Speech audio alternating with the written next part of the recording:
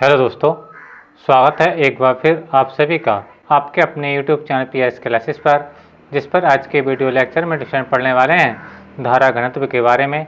और स्टूडेंट धारा घनत्व को पढ़ने के बाद पढ़ेंगे आवारा इलेक्ट्रॉनों के बारे में। तो जी हाँ, आवारा इलेक्ट्रॉनों के बारे में। अब आप सोच रहे हो कि आवारा इलेक्ट्रॉन क्या होते हैं, इनका नाम तो आज तक नहीं सुना स्टूडेंट। तो आज के इस वीडियो लेक्चर में बताऊँगा कि आवारा इलेक्ट्रॉन क्या होते हैं स्टूडेंट। ठीक है, तो आइए बिना किसी देरी के शुरू करते हैं वीडियो लेक्चर को। पहले देखते हैं धारा घनत्व के बारे में स्टूडेंट। तो स्टूडेंट मैं आप लोगों को बताऊं कि धारा घनत्व का जो टॉपिक है बेटा परीक्षा की दृष्टि से अति महत्वपूर्ण है, क्योंकि स्टूडेंट हम इसके आने वाले जो आर्टिकल्स पढ़ेंगे तो वो धारा घनत्व पर ज़्यादा डिपेंड करेंगे स्टूडेंट। जैसे हम देखेंगे धारा और धारा घनत्व में संबंध एक बार, दूसरी बात पढ़ेंगे हम धारा घनत्व तथा अनुगमन वेग में संबंध। तो कहने का तात्पर्य मेरा बेटा ये है कि आपको धारा घनत्व की जो डेफिनेशन है और उसकी जो पूर्ण अवधारणा है यानी फुल कॉन्सेप्ट है आपको समझ में अच्छी तरीके से आना चाहिए। तो आज के इस वीडियो लेक्चर में स्टूडेंट मैं धारा घनत्व की पूर्ण व्याख्या करूँगा स्टूडेंट, और आई होप मैं आपको विश्वास दिलाता हूँ कि आज का वीडियो अगर आप लोग पहले पूरा देखेंगे स्टूडेंट, तो आज की वीडियो को पूरा देखने के बाद धारा घनत्व से रिलेटेड आपका कोई भी आर्टिकल्स या कोई भी न्यूमेरिकल आपसे एग्जाम में मिस नहीं होएगा स्टूडेंट। ठीक है, तो आइए बिना किसी देरी के शुरू करते हैं अपने टॉपिक को और देखते हैं कि क्या है धारा घनत्व स्टूडेंट। ठीक है, चलिए तो देखिए स्टूडेंट मैंने समय बचाने के लिए डेफिनेशन को पहले लिख भी रखा है। ठीक है, और लिखने का तात्पर्य केवल बस मेरा इतना है कि केवल आपका समय बचे, और जो इसकी मेन व्याख्या है स्टूडेंट मैं अभी आपके बोर्ड पर यानी स्क्रीन पर अभी कर करके दिखाऊंगा। तो पहले इसकी डेफिनेशन को पढ़ते हैं स्टूडेंट। तो डेफिनेशन क्या हमसे कहना चाहती है स्टूडेंट, ठीक है, उसके बारे में आपको बाद में समझाता हूँ। तो देखिए डेफिनेशन में कहा गया बेटा धारा घनत्व की, ठीक है, चालक में किसी बिंदु के परिता, चालक में किसी बिंदु के परिता मतलब चारों ओर। देखिए मान लीजिए ये कोई आपको चालक दिया बेटा, क्या दिया, ये मान लीजिए कोई चालक है यानी कंडक्टर है, आई हो आपको समझ में आ रहा होगा। ये कोई क्या बेटा चालक है बिंदु के परिता, ठीक है, चालक में किसी बिंदु के परिता। मान लीजिए कोई बिंदु बेटा ये है, कोई बिंदु आप देख रहे होगा कि ये कोई बिंदु है, वही कहाँ बेटा चालक में, ठीक है। तो चालक में किसी बिंदु के परिता एकांक परिच्छेद क्षेत्रफल के अभिलंबित गुजरने वाली धारा को धारा घनत्व कहते हैं, इसे जैसे प्रदर्शित करते हैं स्टैंड। तो अब आप सोच रहे होंगे स्टैंड कि यहाँ तक तो समझ में आया आप लोगों को, ये कोई चालक है, चालक में कोई बिंदु, ठीक है, मैंने ये ले रखा है जो आपको डार्क कलर में दिखाई दे रहा है, ठीक है स्टैंड। अब इसमें क्या गया एकांक परिच्छेद क्षेत्रफल।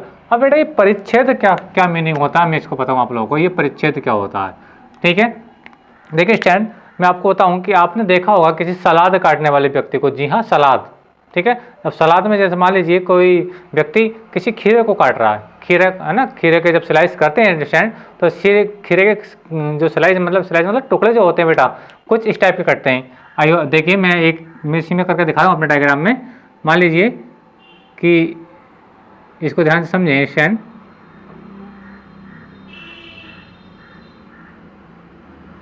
ध्यान से समझें, ये इसी चालक का बेटा, इसी चालक का एक पार्ट है। अर्थात कहने का मतलब मेरा बेटा ये है, अगर हम किसी खीरे को किसी चाकू से बेटा कट करेंगे स्टैंड, तो कुछ इस प्रकार के शेप बनेंगे। जैसे मान लीजिए कि ये देखिए, आई आपको समझ में आ रहा होगा स्टैंड। देखिए मैं अलग से समझाने का प्रयास करूँ आप लोगों को, ये कुछ ऐसे पीसेस आपको कट करके दिखाई देते हैं स्टैंड, आई आपको समझ में आ रहा होगा स्टैंड।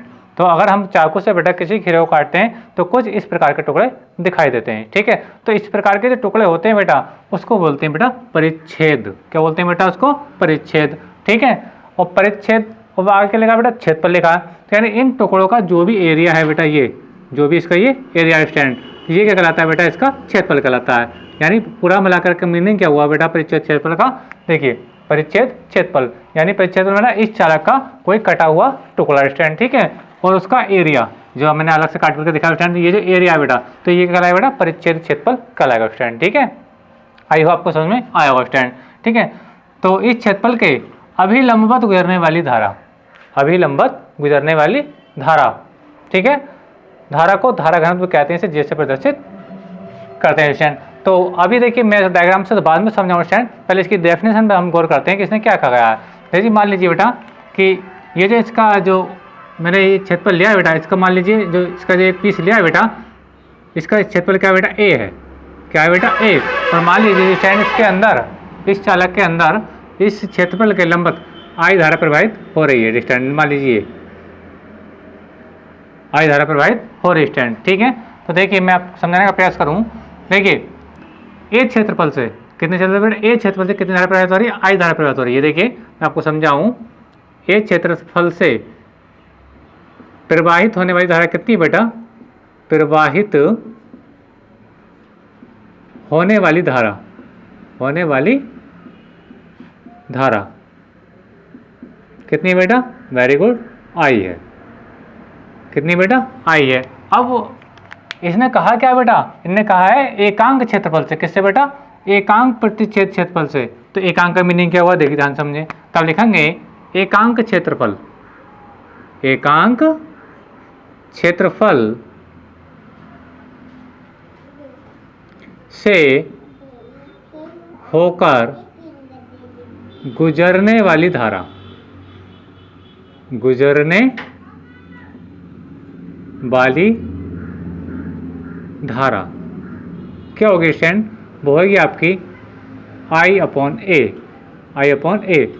अब ये अपॉन में कैसा आया, ध्यान समझे कि मान लीजिए बेटा आपको पता है कि 5 किताबों का मूल्य, 5 बुक्स का जो मूल्य यानी जो प्राइस है बेटा, मान लीजिए वो कितना आपका 20 रुपये है। कितना बेटा, 20। अब आपसे कहा कि मुझे एकांक किताब का बताओ, एक किताब का, एकांक मीनिंग बेटा एक किताब का। तो जब एक किताब का मूल्य बताओगे बेटा, 1 बुक का जब मूल्य बताओगे तो आप फिर आप क्या करोगे, 1 बुक के लिए आप करोगे 20 अपॉन 5। ठीक है स्टूडेंट, और जैसे भाग लगाओगे बेटा तो कितना आएगा, 4 आएगा। यानी एक बुक का जो मूल्य आ गया बेटा कितना आ गया आपका, 4 रुपये आ गया। कितना आ गया बेटा, 4 रुपये आया। आइए आपको समझ में आ रहा होगा। तो इसका कहने का मतलब मेरा बेटा ये है कि इसके ए क्षेत्रफल से कितनी धारा प्रवाहित हो रही है बेटा, I धारा प्रवाहित हो रही थी। लेकिन इसके एकांक क्षेत्रफल से कितनी धारा प्रवाहित होगी, I अपॉन ए होगी स्टूडेंट। और यही जो I अपॉन ए है बेटा, यही जो I अपॉन ए है, ये क्या कहलाता है बेटा, धारा घनत्व कहलाता है। अर्थात इसे J से प्रदर्शित करते हैं। अर्थात हम इसे लिख सकते हैं बेटा गुजरने वाली धारा, चलो मैं लिख देता हूँ। ठीक है, क्या हो जाएगी, I अपॉन ए हो जाएगी और क्या होगी बेटा, धारा घनत्व J के बराबर होगी स्टूडेंट। आई हो आपको समझ में आ रहा होगा। कहने का तात्पर्य बेटा ये है कि इसके एकांक क्षेत्रफल से बेटा, एकांक क्षेत्रफल से जितनी धारा गुजरेगी बेटा क्या कहलाएगी, वो उसका धारा घनत्व कहलाएगी स्टूडेंट। अब देखिए स्टूडेंट, अब हम बात करें इसके मात्रक की। क्या बात करें बेटा, मात्रक। तो देखिए ये क्या, धारा, धारा का मात्रक क्या होता है, वेरी गुड, एम्पियर होता है बेटा। क्या होता है, एम्पियर होता है। ठीक है स्टूडेंट, और अपॉन में क्या बेटा, क्षेत्रफल, क्षेत्रफल का मात्रक क्या होता है, वेरी गुड, मीटर की घात 2 होता है। क्या होता है, मीटर की घात 2 स्टूडेंट। ठीक है, तो मात्रक हो गया एम्पियर प्रति मीटर स्क्वायर स्टूडेंट। ठीक है स्टूडेंट, तो ये तो रही इसकी फार्मूले की बात स्टूडेंट। अब देखिए, अब क्या इस डायग्राम को अब अच्छी तरीके से मैं एक्सप्लेन करके बताता हूँ कि ये कंडीशन क्या है बेटा। देखिए जो फिगर मैंने इसके अंदर लिया है बेटा, अब मैं उस फिगर को बाहर ले रहा हूँ इसके अंदर से। ध्यान से समझिए, देखिए कंडीशन को इस प्रकार से स्टूडेंट, मान लीजिए स्टूडेंट कि वो जो एरिया है स्टूडेंट, जो अभी मैंने आपको खीरे का स्लाइस बताया था, टुकड़ा बताया था, वो मान लीजिए वो ये है स्टूडेंट। ठीक है, इसके अंदर ये कोई क्या है, ये बिंदु ये हो गया। ठीक है, इस बिंदु का परी था, क्योंकि ने कहा ना किसी बिंदु के परी था एकांक क्षेत्रफल। ठीक है स्टूडेंट, तो बिंदु भी आ गया। अब देखिए बेटा, अब ये स्ट्रक्चर रियल में 3 डायमेंशनल है। कैसा है बेटा, 3 डायमेंशनल। लेकिन जब बेटा 3 डायमेंशनल स्ट्रक्चर को, ठीक है, इस बोर्ड पे एक्सप्लेन करके बनाया जाएगा बेटा, तो कुछ इस टाइप का बनेगा। यानी ये त्रिविमीय संरचना है, लेकिन हमें द्विविमीय बनानी पड़ेगी। तो बेटा आपको कैसे दिखाई देगी, इस टाइप से। लेकिन इसकी रियल कंडीशन क्या है बेटा, मैं आपको बताता हूँ। देखिए बेटा, मान लीजिए कि इसी चीज़ को, ये जो मैं एग्जाम्पल दे रहा हूँ स्टूडेंट, आप ये टुकड़ा समझे। ठीक है स्टूडेंट, तो देखिए ये दरअसल में किस प्रकार से है कि इस टाइप से है। अभी आपको समझ में आ रहा होगा कि किस टाइप से बेटा, इस टाइप से। ठीक है, ये ऐसा नहीं है बेटा, कैसे है, ऐसे। अब देखिए बेटा, इससे गुजरने वाली धारा, इससे गुजरने वाली धारा, यानी देखिए जो आई दिखाई है बेटा, देखिए यहाँ पे, ये देखिए ये क्या है बेटा, ये आई हो आपको समझ में आ रहा होगा स्टूडेंट। ठीक है, तो इससे गुजरने वाली बेटा क्या हुई, धारा हुई। आई हो आपको समझ में आ रहा होगा स्टूडेंट। ठीक है, अब देखिए बेटा, हम इस आकृति पर, इस चित्र पर हम एक क्षेत्रफल सदिश की रचना कर सकते हैं। क्षेत्रफल सदिश, क्योंकि बेटा देखिए ये जो एरिया है बेटा इस टाइप से है, और क्षेत्रफल सदिश क्या होता है, उसकी दिशा क्या होती है बेटा, किसी भी क्षेत्रफल की क्या होती है, परपेंडिकुलर होती है, अर्थात लंबवत होती है। अर्थात अगर एरिया बेटा ये है स्टूडेंट, ठीक है, क्या है ये, क्या इस ये जो मैंने फिगर बनाया था स्टूडेंट, इसका जो छोटा सा टुकड़ा था बेटा, उसका एरिया, आप ये बुक को समझो स्टूडेंट, ठीक है। अब इस बुक को समझने के बाद जो धारा इसके लंबत गुजर कर जा रही है, क्या जा रही है बेटा, लंबत, क्यों कहा है, अभिलंबत गुजरने वाली धारा, ठीक है। तो ये जो मार्कर आपको बता रहा है बेटा, इसको धारा से पास हो रही है स्टूडेंट, ठीक है, याद रखें। अच्छा, अब मैं कह रहा हूँ बेटा कि इस क्षेत्रफल पर हम एक क्षेत्रफल सदिश की रचना कर सकते हैं। और क्षेत्रफल सदिश क्या होता है बेटा, मैंने आपको इसी बुक के, ठीक है, पहले लेसन में आप लोगों को पढ़ाया है। यानी क्षेत्रफल सदिश की जो डायरेक्शन होती है स्टैंड, पृष्ठ के लंबत बाहर की ओर होती है। मान लीजिए ये क्या बेटा आपका क्षेत्रफल सदिश है, यानी जो मेरा नीला मार्कर है बेटा वो है आपका क्षेत्रफल सदिश, और बेटा धारा क्या है बेटा आपकी जो काला वाला मार्कर स्टैंड। अब आप देख रहे होंगे स्टैंड कि क्षेत्रफल सदिश और धारा के बीच में, यानी मैं आप डायग्राम में बनाने का प्रयास करूँ क्षेत्रफल सदिश को, तो मान लीजिए बेटा क्षेत्रफल सदिश क्या है बेटा, वो ये है, ठीक है स्टैंड, ये क्या है बेटा, क्षेत्रफल सदिश है स्टैंड, ठीक है। अब देखिए क्षेत्रफल सदिश बेटा इस डायरेक्शन पे भी हो सकता है, क्षेत्रफल सदिश इस डायरेक्शन में भी आ सकता है, लेकिन मैंने आपको बताया कि क्षेत्रफल सदिश अगर हम इस डायरेक्शन में ले रहे हैं तो हम इस डायरेक्शन को नहीं लेंगे, यानी एक ही दिशा में हम क्षेत्रफल सदिश को खींचते हैं स्टैंड, ठीक है। आप चाहे यहाँ पे खींच सकते हैं, आप ऊपर भी खींच सकते हैं स्टैंड, ठीक है। ये ऐसा कर लीजिए कि जहाँ आई है वहाँ पे क्षेत्रफल सदिश को भी ले सकते हैं, और जहाँ क्षेत्रफल सदिश है वहाँ पे धारा को भी ले सकते हैं। यानी तो अब इससे क्या कर रही है बेटा, धारा गुजर के जा रही है, क्या गुजर जा रही है बेटा, धारा। ये देखिए ये सब क्या है बेटा, धारा। और याद रखें बेटा ये धारा, इस जो धारा है बेटा इस क्षेत्रफल के क्या जा रही है बेटा, लंबवत गुजर के जा रही है, इसको 90 अंश के कोण पर इसको पास करे स्टैंड, ठीक है। अब देखिए अब देखा हम इसके क्षेत्रफल सदिश को, किसको बेटा, क्षेत्रफल सदिश को। अब क्षेत्रफल सदिश की जो डायरेक्शन होती है स्टैंड, मैंने आपको बताया किसी भी तले कैसी होती है, लंबवत होती है। कैसी होती है बेटा, लंबवत। इसको देखिए, अब देखिए इसके बीच में, इस मार्कर के बीच में क्या कोई एंगल है, आप देख रहे हैं कोई भी एंगल नहीं स्टैंड, अर्थात इनके बीच में एंगल क्या है बेटा, 0 है। आइए आपको समझ में आ रहा होगा स्टैंड, ठीक है। तो ध्यान से देखें बेटा, तो अब मैं बताऊं आप लोगों को कि ये जो बेटा आपका धारा घनत्व है बेटा, ये एक सदिश राशि है। क्या बेटा, एक सदिश राशि है, और इसकी दिशा क्या होती है, वैद्युत धारा की दिशा में होती है। आई होप आपको समझ में आ रहा होगा। यानी क्षेत्रफल सदिश क्या है बेटा, एक जो धारा घनत्व स्टैंड क्या है, एक सदिश राशि है जिसकी दिशा धारा की दिशा में होती है। चलिए मैं लिख देता हूँ इसको, तो लिखेंगे धारा घनत्व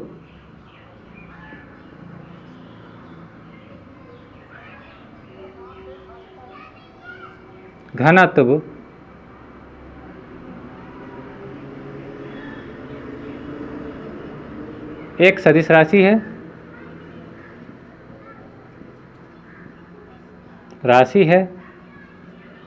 जिसकी दिशा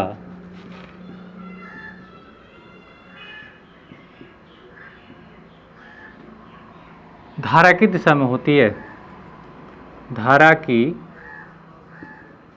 दिशा में होती है स्टैंड, ठीक है। अब इसका हम सदिश रूप लिखना चाहें बेटा, क्या लिखना चाहें बेटा, सदिश रूप। तो देखिए सदिश रूप क्या होगा इसका सदिश रूप होगा स्टैंड, अब सदिश राशि है बेटा, तो सदिश राशि के ऊपर हम वेक्टर का साइन लगाते हैं स्टैंड, ठीक है। धारा सदिश राशि नहीं है, यानी इसके ऊपर वेक्टर का चिन्ह नहीं आएगा। लेकिन ए क्या है बेटा, क्षेत्रफल सदिश है। ए क्या है बेटा, क्षेत्रफल सदिश। ये क्या है, क्षेत्रफल सदिश, यानी इसके अंदर डायरेक्शन होती है, तो इसका हम वेक्टर बेटा लगा सकते हैं, इसको वेक्टर हम खींच सकते हैं, क्योंकि क्षेत्रफल सदिश क्या होती है बेटा, एक सदिश राशि होती है जिसकी दिशा क्या होती है, किसी पृष्ठ के लंबवत बाहर की ओर होती है स्टैंड। तो ये इसका बेटा क्या है, वेक्टर रूप है। अब ध्यान से समझें स्टैंड कि अगर हम इस जो पृष्ठ है बेटा, ये जो आपका स्लैश लिया गया था, ये जो स्लैश ये था कि अगर ये मैं इसको थोड़ा इस टाइप से घुमा दूं, आइए आपको समझ में आ रहा होगा स्टैंड, अगर मैं इसके शेप को थोड़ा घुमा दूं तो क्या होगा, ध्यान से समझें स्टैंड। कहने का तात्पर्य मेरा ये था बेटा, पहले धारा और इस पृष्ठ के बीच में कितना से कोण होता है बेटा, 90 अंश से कोण होता है, अर्थात एक दूसरे के परपेंडिकुलर थे। लेकिन अब मैं कर रहा हूँ बेटा, इस शेप को क्या कर रहा हूँ, थोड़ा सा घुमाने का प्रयास करूँगा। आइए आपको समझ में आ रहा होगा स्टैंड। तो जब ये जो पृष्ठ है स्टैंड, पहली कंडीशन में यानी इस कंडीशन पर धारा के भी लंबवत था और क्षेत्रफल सदिश के भी लंबवत था, यानी ये कंडीशन थी, ठीक है स्टैंड। आइए आपको समझ में आ रहा होगा स्टैंड इस टाइप से, ठीक है। अब मैं कर रहा हूँ कि मैं अब देखिए इस पृष्ठ को थोड़ा घुमाने का प्रयास करूँगा, मतलब इस टाइप से। आइए आपको समझ में आ रहा होगा। तो देखिए ध्यान से, जब मैं ऐसा करूँगा स्टैंड, तो जो धारा है बेटा, धारा तो इसको बिल्कुल इस टाइप से जाएगी, धारा तो बिल्कुल इसको इसी जब मैं इसको ऐसे एंगल घुमाऊंगा थोड़ा सा, तो स्टैंड अभी बोर्ड पर करके दिखाऊंगा स्टैंड, जब इसको प्रेस को थोड़ा सा घुमाऊंगा तो धारा तो अभी भी इसी कंडीशन से आएगी, लेकिन बेटा इस पर जो क्षेत्रफल सदिश आएगा, इस पर क्षेत्रफल सदिश आएगा कुछ इस टाइप से हो जाएगा। आई होप आपको समझ में आ रहा होगा स्टैंड। कहने का तात्पर्य मेरा बेटा ये है, देखिए मैं क्या कहना चाह रहा हूँ, अगर मैं इस शेप को थोड़ा सा ये वाला रूप दूँ, ध्यान से समझे, देखिए मैं यहाँ पर समझा देता हूँ स्टैंड कि ये ध्यान से समझे स्टैंड, मैंने क्या किया स्टैंड कि मैंने इस आकृति को यानी इस शेप को कुछ घुमाव दे दिया, यानी इस एरिया को मैंने कुछ ऐसा कर दिया स्टैंड। अब हमें क्षेत्रफल सदिश क्या करना है, इसमें क्षेत्रफल सदिश खींचना है, क्या खींचना है बेटा, क्षेत्रफल सदिश। तो क्षेत्रफल सदिश तो बेटा इसके परपेंडिकुलर होगा, यानी जब ये कंडीशन थी तो क्षेत्रफल सदिश बेटा ऐसा था। आई आपको समझ में आ रहा होगा स्टैंड। लेकिन अब मैंने इसको ऐसा कर दिया तो आप देख रहे होंगे ये तो थोड़ा नीचे की ओर झुक जाएगा, यानी इस कंडीशन पर जो क्षेत्रफल सदिश आएगा स्टैंड वो आपका ई डायरेक्शन पर आएगा। आई हो आपको समझ में आ रहा होगा, ठीक है स्टैंड। और इससे गुजरने वाली जो धारा है इस पर से वो देखिए बेटा वो अभी भी ये है,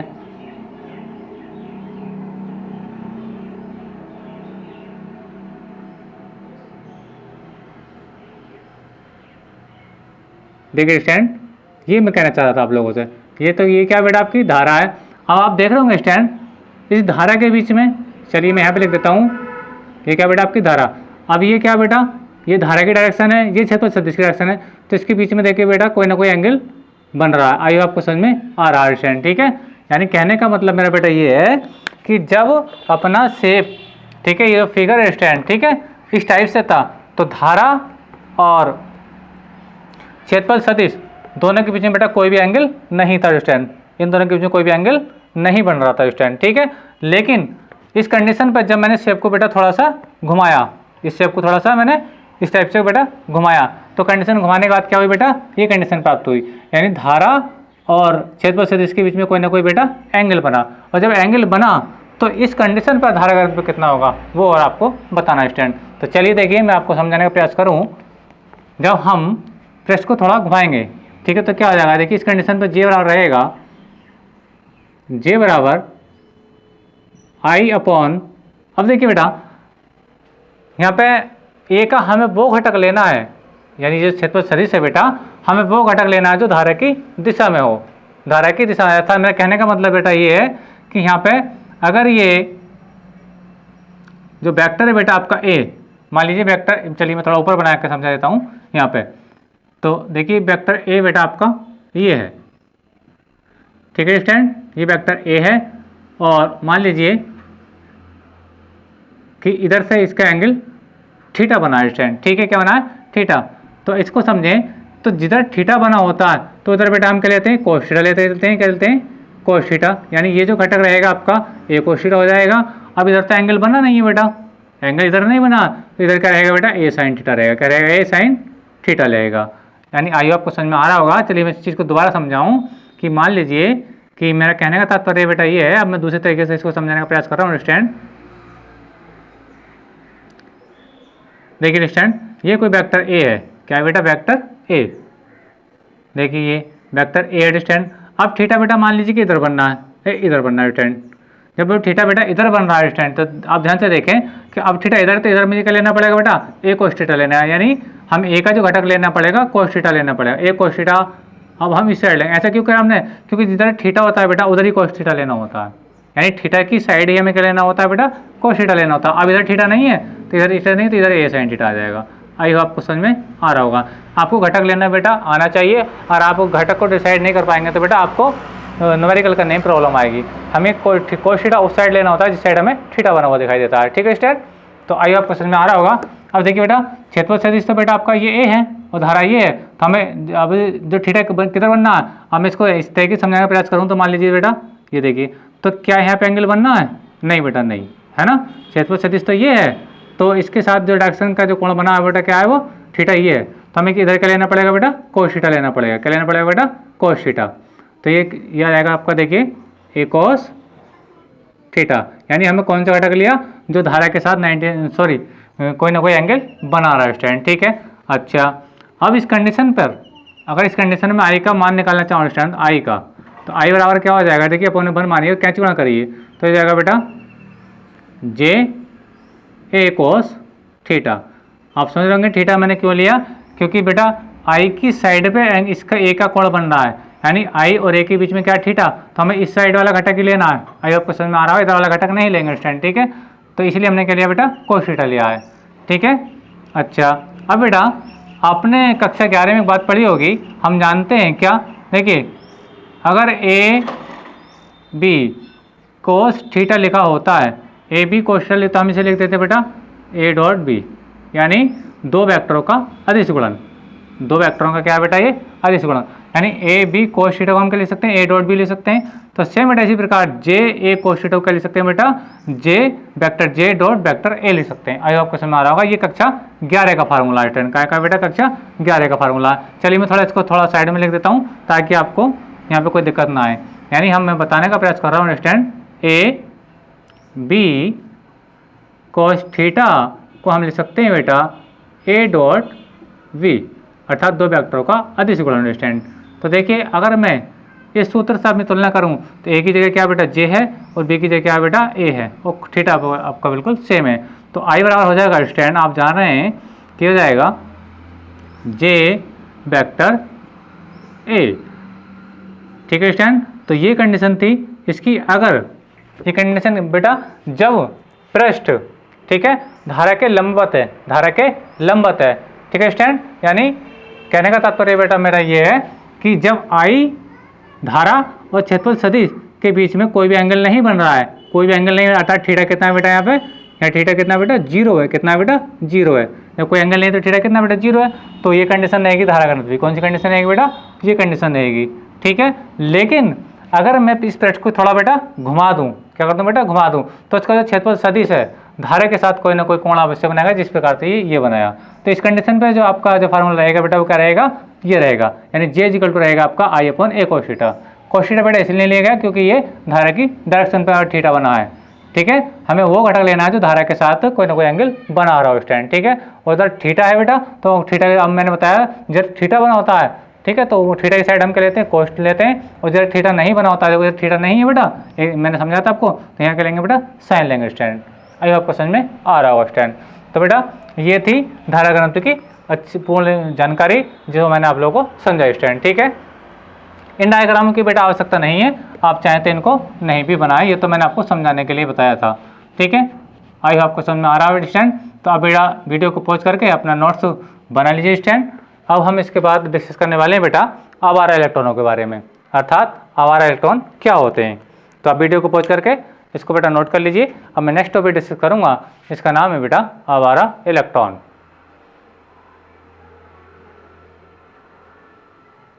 चलिए अब साफ कर देता हूँ स्टैंड को। तो देखिए चलिए साफ की मैं यहीं पे समझाने का प्रयास करता हूँ। हेडिंग लगाते हैं बेटा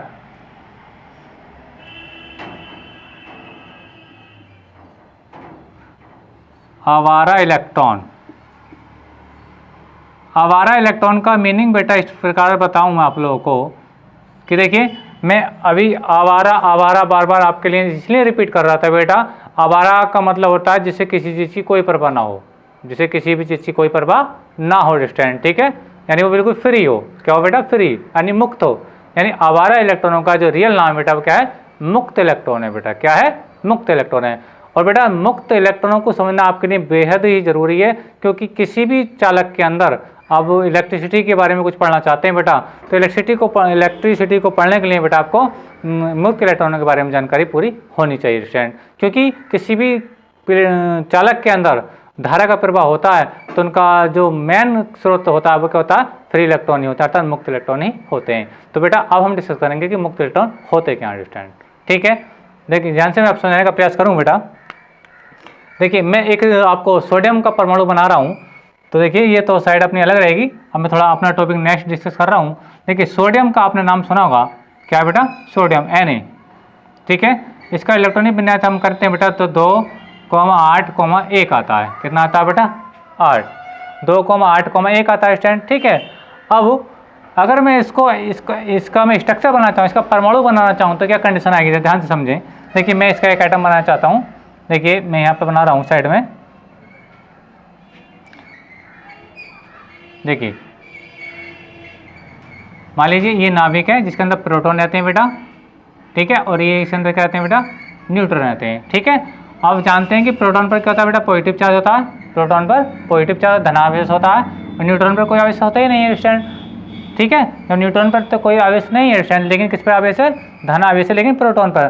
तो प्रोटॉन का जो चार्ज है बेटा वो मैं यहाँ पर दिखा रहा हूँ, ये क्या बेटा, धन आवेश है। आई होप आपको समझ में आ रहा होगा स्टूडेंट, ठीक है स्टूडेंट। अब हम क्या करेंगे, इसकी पहली कक्षा में कितने इलेक्ट्रॉन थे बेटा, 2, वेरी गुड। चलिए मैं इसकी पहली कक्षा बना रहा हूँ बेटा, पहला कक्षा देखिए, जो पहली कक्षा बेटा वो ये बनवाई, ठीक है बेटा। कितने इलेक्ट्रॉन इसके अंदर, 2 इलेक्ट्रॉन है। चलिए बेटा मैं डायरेक्ट कलर बना रहा हूँ, ये 2 इलेक्ट्रॉन मैंने आपको ये बना दिए स्टैंड। आई होप आपको समझ में आ रहा है। अब देखिए दूसरी कक्षा में कितने इलेक्ट्रॉन है बेटा, 8 इलेक्ट्रॉन है। चलिए मैं दूसरी कक्षा बना करता हूँ, बताता हूँ आपको, ध्यान से समझा बेटा कि मुक्त इलेक्ट्रॉन होते क्या है, आज आपको पता चलेगा। और जब ये आपको जानकारी हो जाएगी बेटा, तो इस लेसन में आने वाले जो आर्टिकल्स रहेंगे स्टैंड, उसमें अगर मुक्त इलेक्ट्रॉन का जिक्र आएगा तो आप समझ जाओगे कि मुक्त इलेक्ट्रॉन होते क्या है स्टैंड, ठीक है। अब देखिए इसकी दूसरी कक्षा में कितने इलेक्ट्रॉन है बेटा, 8। चलिए 8 बनाते हैं, 1 2 3 4 5 6 7 और ये 8, ठीक है स्टूडेंट। और इसकी बाह्यतम कक्षा में कितने इलेक्ट्रॉन है बेटा, 1 इलेक्ट्रॉन है। तीसरी कक्षा में कितने इलेक्ट्रॉन है, 1। चलिए मैं तीसरी कक्षा भी बनाता हूँ, ये मैं तीसरी कक्षा बना रहा हूँ स्टूडेंट, और जिसके अंदर कितने इलेक्ट्रॉन है, वेरी गुड, केवल 1 इलेक्ट्रॉन है। कितने इलेक्ट्रॉन है बेटा, केवल 1। मान लीजिए मैं उस इलेक्ट्रॉन को कहाँ दिखा रहा हूँ बेटा, यहाँ दिखा रहा हूँ।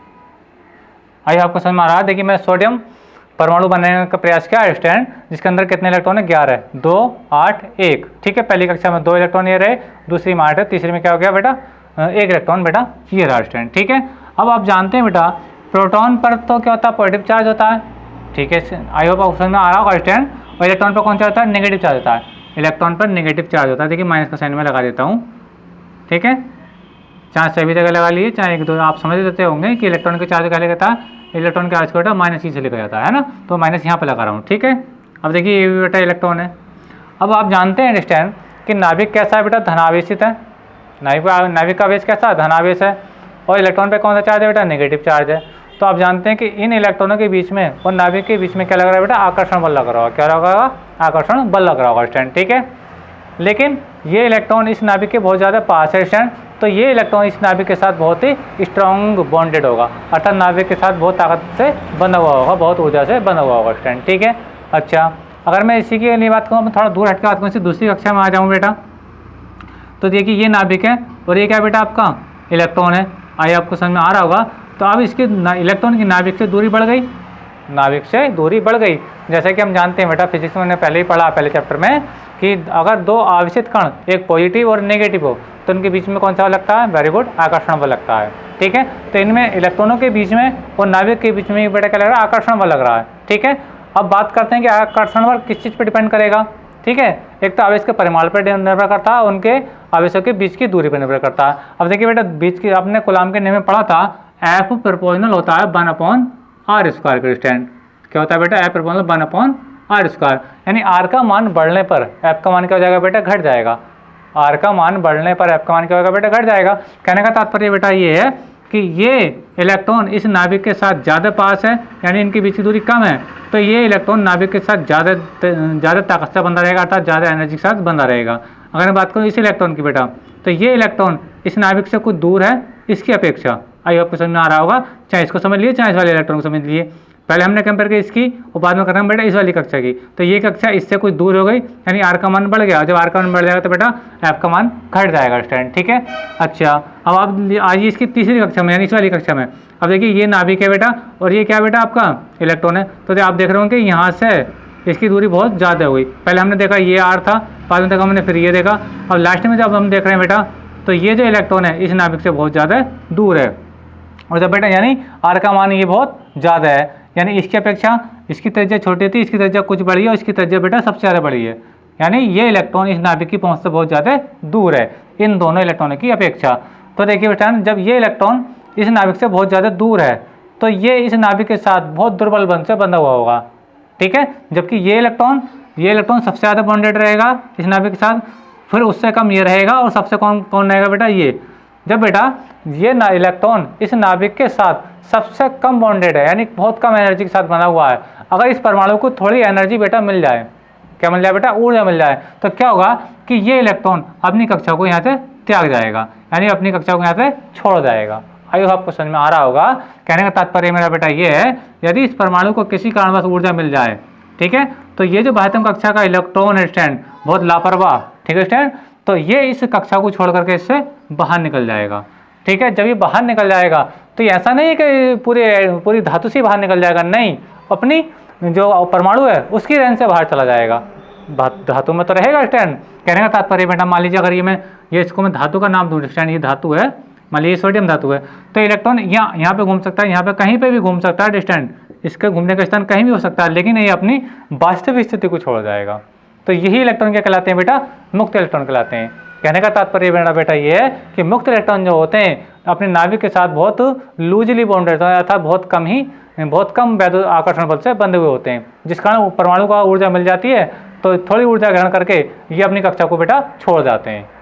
ठीक है, और स्वतंत्र होते हैं, बिल्कुल फ्री हो जाते हैं और धातु के भीतर घूमने लगते हैं। तो इन्हीं इलेक्ट्रॉनों को कहा जाता है बेटा मुक्त इलेक्ट्रॉन। आई होप आपको समझ में आ रहा होगा स्टैंड। देखिए डेफिनेशन बनाएंगे, बे इलेक्ट्रॉन, क्या इसकी डेफिनेशन है आवारा इलेक्ट्रॉन के अर्थात मुक्त इलेक्ट्रॉन की, कि बे इलेक्ट्रॉन जो अपने नाभिक से दूर की कक्षाओं में होने के कारण, इनकी बात नहीं कर रहा हूँ, ये तो पास में है बेटा, जो दूर है बेटा, है ना, जो इस नाभिक से बहुत कम आकर्षण बल के साथ बंधा हुआ था स्टैंड। ठीक है, तो बे इलेक्ट्रॉन जो अपने नाभिक से दूर की कक्षाओं में होने के कारण मुक्त होकर, क्या होता है बेटा, मुक्त होकर फ्री होकर धातु के भीतर स्वतंत्रता पूर्वक घूमने लगते हैं। ठीक है, कहलाते हैं बेटा मुक्त इलेक्ट्रॉन कहलाते हैं। आई होप क्वेश्चन में आ रहा होगा स्टैंड। ठीक है, तो मैं लिखता हूँ, देखिए परिभाषा इसकी, मुक्त इलेक्ट्रॉन की परिभाषा। चलिए मैं ऐसे इसको अवरप किए देता हूँ, आपको समझ में आया होगा स्टैंड। तो देखिए बे इलेक्ट्रॉन, थोड़ा मैं लिखता हूँ, जो अपने नाभिक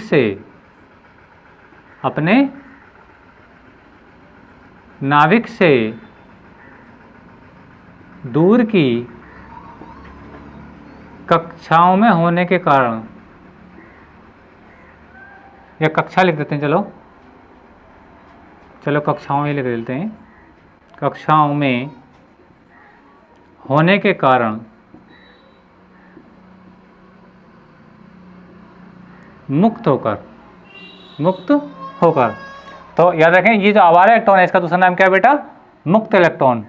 क्या बेटा, मुक्त इलेक्ट्रॉन। ठीक है, इन आवारा इलेक्ट्रॉन का ही नाम क्या बेटा, मुक्त इलेक्ट्रॉन है। आवारा मैंने इसलिए बताया कि आपको लाइफ में याद रहे कि आवारा इलेक्ट्रॉन से क्या पढ़ना है, मुक्त इलेक्ट्रॉन के बारे में पढ़ना है। ठीक है, तो ये तो एक ट्रिक था इसको समझने का, जबकि रियल नाम क्या है इसका बेटा, मुक्त इलेक्ट्रॉन है, यानी फ्री इलेक्ट्रॉन है। ठीक है, तो मुक्त इलेक्ट्रॉन की ही परिभाषा है बेटा ये, है ना। कभी सोचा कि आवारा इलेक्ट्रॉन को ही मैंने समझाने के लिए, अच्छा समझाने के लिए मुक्त इलेक्ट्रॉनों का नाम आवारा इलेक्ट्रॉन रखा है स्टैंड। ठीक है, तो बे इलेक्ट्रॉन जो अपने नाभिक से दूर की कक्षाओं में होने के कारण, ठीक है, मुक्त होकर धातु के भीतर या पदार्थ के भीतर, है ना, पदार्थ या धातु के भीतर स्वतंत्रता पूर्वक मतलब फ्री होकर घूमने लगते हैं, घूमने फिरने लगते हैं, लिख देते हैं, घूमने फिरने लगते हैं,